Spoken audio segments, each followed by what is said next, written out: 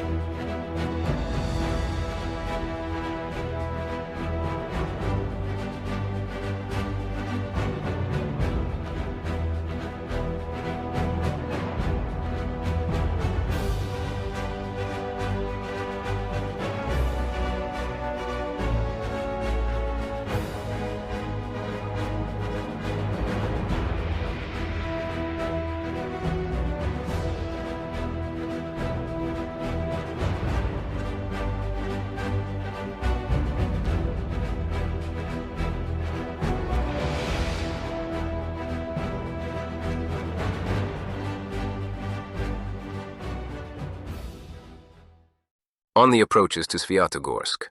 While on most sections of the front line, as the weather conditions worsen, there is a certain lull, news continues to come from the vicinity of Lyman. In 2022, the Russian armed forces were forced to leave the city after prolonged battles during the Ukrainian counter-offensive. The front then folded quite quickly, and Russian soldiers had to retreat to avoid being encircled. Now footage from objective control has arrived from the area, confirming the presence of assault troops on the approaches to the city.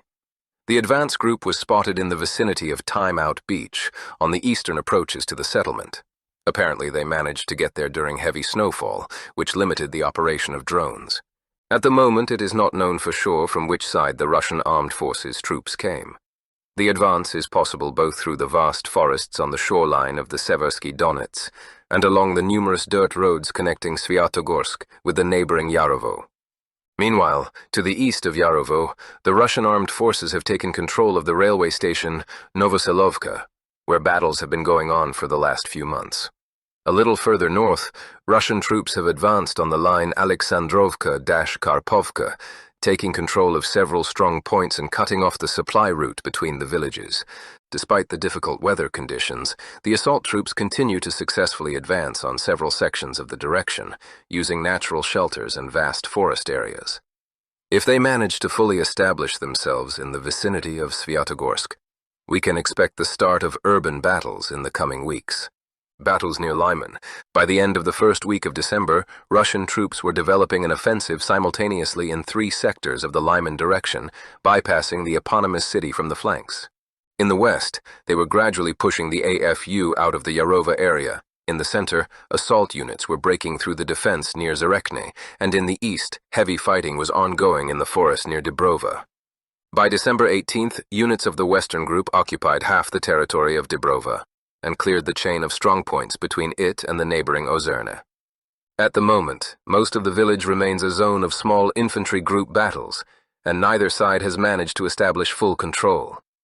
In parallel, Russian troops cut in half the pocket north of Lyman, from where the AFU previously threatened supply routes in the Oreknik area.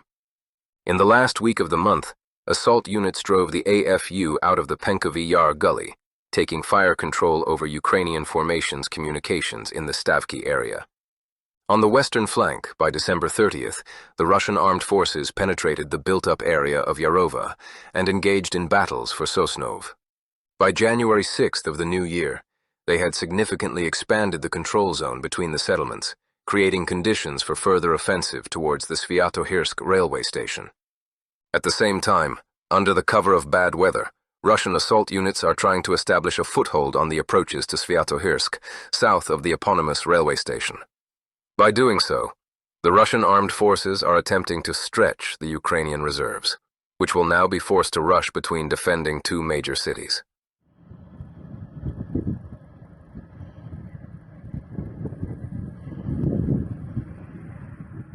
A strike by Orekhnik on Ukraine has been confirmed.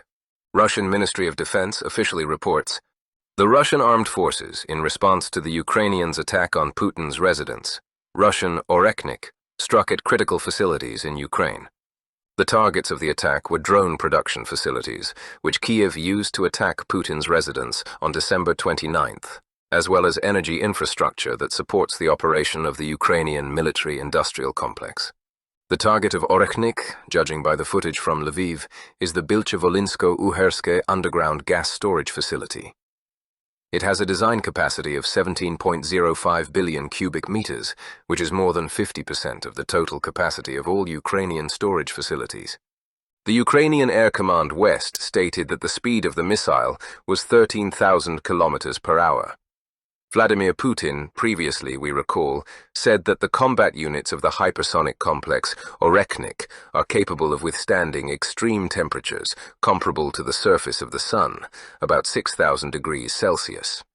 The ability to withstand extremely high temperatures is key for hypersonic weapons. The combat unit accelerates to unthinkable speeds, heating up greatly from friction with the atmosphere. Not every material is capable of withstanding such intense heat. In the construction of Russian hypersonic combat units, complex composite materials are widely used, which save their hulls from excessive heating and destruction. The planning units of Avant-Garde, meanwhile, are also capable of maneuvering on the trajectory, which makes their interception unlikely. Until next update.